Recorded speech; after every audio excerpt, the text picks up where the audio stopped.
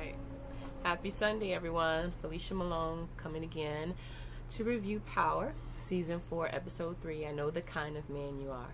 So this episode begins with Dre and Julio being picked up by the feds and brought in for questioning.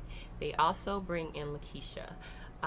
They question them. There are no lawyers present, and basically they question Dre and Julio about their relationship with St. Patrick, and they paint this picture of him as being like this hood Robin Hood who saved them from a life of crime and gave them a second chance. So Angela interrogates or questions Lakeisha. And Lakeisha, we all know, is kind of the weakest link. We saw last episode where she was telling Tommy that what happens if she gets picked up, and Tommy's like, yeah, we'll prep you on how to answer the questions. Well, it seems like they didn't do any prepping because she tells Angela way too much. And she basically, Angela's asking her questions about Tasha and Ghost's relationship, and so Lakeisha is, clapping back, thinking that she's protecting Tasha, and she basically says, when he stopped sleeping at the house, when he left, when he came back, because he left his family for you. But what she's doing unknowingly is establishing allowing Angela to break spousal privilege, or seek to break spousal privilege, which protects a wife from testifying against her husband. So what she's trying to say is Ghost and Tasha weren't really married. It was more of a business relationship, and they can force Tasha to testify, and if she refuses, which they think she will, they'll prosecute her and take her kids. So we find all this out because Lakeisha is back at Tasha's house after being released. Proctor's there. The new attorney, the lead prosecutor, Terry, is there, and she's basically telling them, they're asking her, is that all you told them, blah blah blah, and then Tasha's basically like, well, you should have kept your mouth closed, and Keisha's like, well, I was doing the best I could, and they basically tell them about the whole spousal privilege thing. And when Proctor and Terry leave, they have this little tete-a-tete, and Proctor's basically like, look, Tasha has 3 good reasons to flip on everybody, meaning her children. So after they leave, Tasha reassures Lakeisha. She's like, look, I'm going to protect you, and I'm not letting them take squat from me. So it's really establishing that Tasha is still a G. She's still, going to hold the family down and not bend under pressure.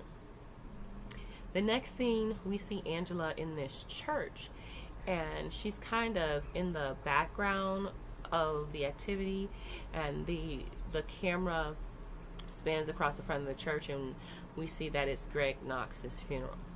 So Angela attends the funeral, but she waits till everyone leaves so that she can go and touch the casket and pay her respects.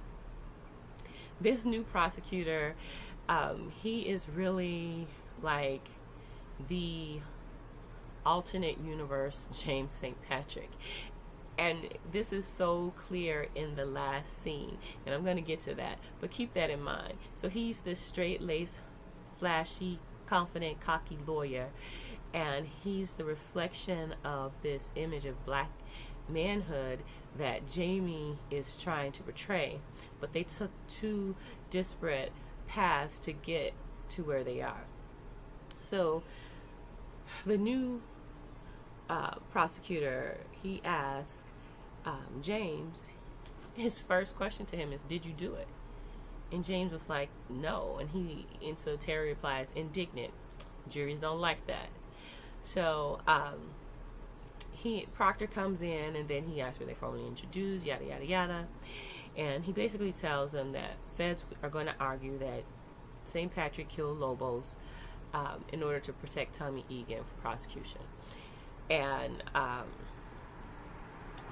he asked that James walk through the day he got arrested, which basically is the day that Greg Knox was killed. So he, in front of Terry, who he has already established this contentious relationship with, has to be totally honest, and so he confesses to breaking into Greg's apartment to find evidence that Greg and Angela were still together, but he says that he didn't kill him.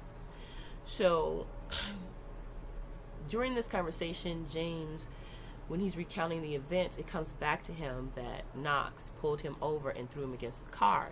And now it's starting to make sense in his head, and he's like, oh crap. You see, they found DNA under Knox. They found St. Patrick's DNA under Knox's fingernails. Well, because when he got pulled over, Knox slammed him against the car and he pushed his head down and he was like frisking him. So that's how St. Patrick's DNA got under Knox's fingernails. So now they've changed their strategy and they're saying, Terry and Proctor, okay, we have to get the DNA thrown out. The key to that is finding evidence of the pullover. Well, Knox never logged it. So Proctor tasked Terry with finding this information. So cut to the scene. Tommy's dropping the kids off. And we know at the end of last episode, Ghost is telling him, Tommy, take care of my family. So he's dropping them off, and he tells Raina to go ahead. And while Tariq's in the car, he's like, why are you giving your mom all this attitude? You know, he's trying to talk some sense into him. And Tariq basically was like, I don't trust them. She lies as much as he does. He probably did it. And, you know, Tommy, he's like, yeah, I don't trust him. He does lie, but I believe him about this. So Tariq's facing more and more problems at school. When he walks into the school, that same kid who's bullying him, he steps to Raina. They have this picture of her crying. The paparazzi took it and saying that her dad's going to get the death penalty. And so Tariq comes around. He throws this kid against the lockers. And basically Raina, you know, tells him to calm down. Tariq leaves. She runs after him. So, okay, no, before that, he sees the picture of his dad in the paper. So Raina chases him outside. The paparazzi snaps a picture of her crying. Later on in the episode, we see that Charlie Murphy gives St. Patrick, right before he's about to make the call to his family, the picture the paparazzi snapped of Raina, and she's like, she's crying or whatever, totally messing with his head. So James calls to calm her down, and she's like, Daddy, are they going to kill you? And he's like, nobody can kill your daddy. I'm going to beat this. And he's all emotional, and then Raina starts crying uncontrollably. She can no longer talk to him. So Tasha takes the phone, and she's like, she can't talk. And he's like, you know, I'm sorry. And she's like, why, James?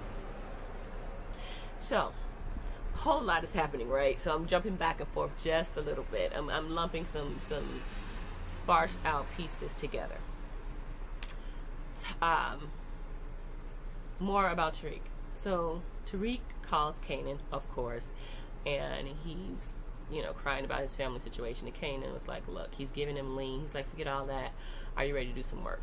So his work is to get his rich friends codes to their elevator, their keys, or security. And then Kanan and this guy, they rob the kids, which is so dumb to me, but Tariq is the dumbest rich kid alive. Meanwhile, in jail chronicles, Teresi, he figures out that James is ghost, and he figures it out in the most prisonly way possible. He gets smuggled a cell phone in a bag of ramen noodles. Like, you can't get more prisonly than ramen noodles, and the cell phone in the bag of ramen noodles. So the guy tells him that Tommy and Ghost used to run drugs in Queens. They came up together, yada, yada, yada. Teresi puts two and two together, and he looks over. He's like, yeah, that's Ghost. So he steps to him, and he calls him Ghost. And James, he's a little shook, and he's like, I don't know what you're talking about. And Teresi's like, oh, okay, wrong man. But what if I go to Mock and I tell him, you know, what I know? And so James, like, name your price. He tells him he wants $20K a week to keep quiet, or he's going to start talking. So Dre is already getting extorted by Kanan for $45,000 a week, and now that James knows nothing about, that's why he's running drugs through Truth. And now James is getting hit up for $20K. He later tells Proctor to deliver this money to this address that Teresi gives him. And with each day, Proctor is trying to represent James, and Tommy, he's getting deeper and deeper and exposing himself more and more. So, Greg's friend Bailey. I didn't get his name the last review, but Bailey is the guy. When Knox put the illegal oh my gosh, my batteries. Let me plug up this thing.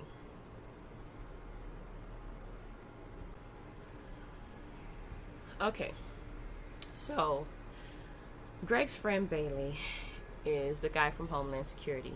He's the one guy that Greg tells that he put this illegal wire on Ruiz and sent him in to get information, trying to prove that Tommy Egan was Ghost. And what he captures from on the recording is Tommy saying, "Me and Ghost killed Lobos," but it's inadmissible. So he meets with Mock and Sandoval, and he's like, "Look, Greg was a good guy. I can't let him go down as being the mole. He believed Angela was the mole, and he basically has this proof." So he says Angela's the mole. She helped St. Patrick and Egan before, and he wants to clear get Greg's name. He later, Bailey, so Mock and they're not really trying to hear him because they don't want to change their theory that Ghost is Tommy Egan. And, so their whole theory, they don't want to change that.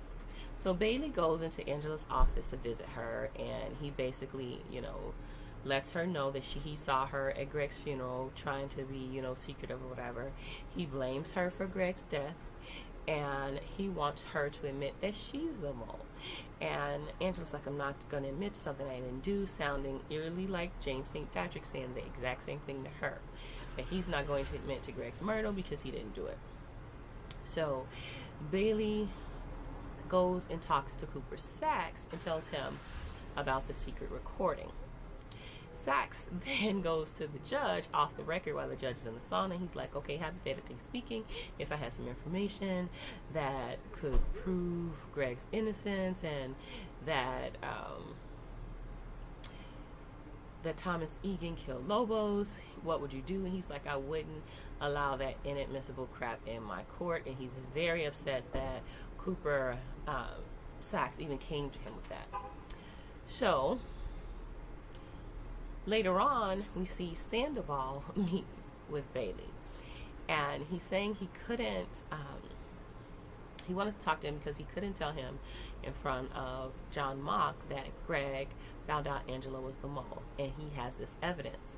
So Sandoval's like, "What is it?" He's like, "This isn't the time or the place," and he asked to meet with Sandoval alone. Now, we all know Sandoval has killed Greg, and I'm just like, he's so gonna kill Bailey. Why are you meeting this guy by himself? But when Sandoval leaves, we see Bailey pull up a profile of Sandoval, so he may even be onto it. So I'm interested to see how that's going to play out. So we see Tommy in this warehouse, and the Serbian comes up to him. He's all frantic. He's like, "Chicago is concerned. Ghost still isn't out." And then these other guys got popped. Like, what's the deal? He reassures him. Julio comes in and tells him about the arrest. Julio steps to Dre later on, and he tells, okay, so when Tommy's in the warehouse, Julio comes and tells him about the arrest, and that he didn't say anything.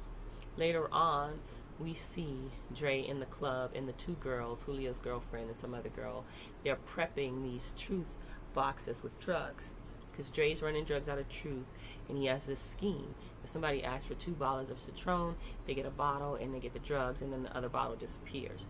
So Julio walks in. He's like, "We got too much heat. You need to shut it down." Well, Dre's not having that, so he sends Julio's girlfriend out of the room. He makes up some errand for her to run to check on the inventory, and he tells the other girl to keep prepping the drugs. Later on, we see Dre talking to Tommy in the warehouse, and he basically is telling him what Julio said, and Tommy's like, nah, forget that. Keep running the drugs. And then Dre tries to tell on Julio, he's like, well, they kept them longer than me. He's like, well, I'm glad you brought this to my attention, but I already knew. So he's basically kind of telling Dre, don't try to badmouth my guy. Keep running the weight and do what I tell you to do. So Tommy's doing this whole elaborate thing in this separate warehouse, and I totally didn't get it at first. Like, we see him, they're like building like a casino and a fight and all this other stuff, and he goes to the window and he says, come out, wherever you are. And I wrote in my notes, like, what is he talking about? Well, it turns out that the feds are watching Tommy, because if you remember from last episode, they wanted to put a tail on him. So Tommy gave his mom his car, he got a new car, and now he's setting up this huge elaborate scheme of a casino, basically to throw them off. So he escapes, in a sense, in this truck. And so the feds are like, one of the feds are like, well, what's going on? She's like, nothing, just keep your eye on Egan. Well, little do they know is Egan's in the truck that's driving away, and he goes to the real warehouse with the real drugs, with the real operation, and they're sitting there watching the fake casino set up. So that's a little bit of genius on Tommy's part. I'm kind of impressed. So next comes the court scene.